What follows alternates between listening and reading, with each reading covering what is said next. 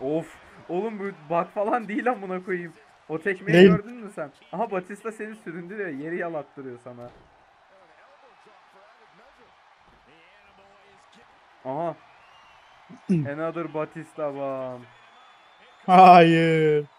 Batista bomb. Oğlum Batista'nın bombaları güçlüdür. Ve Batista seni artık uğurluyor evine. Bu kadar yetti diyor. Bakalım yetti mi? Evet. Ah. Batista seni evine uğurladı.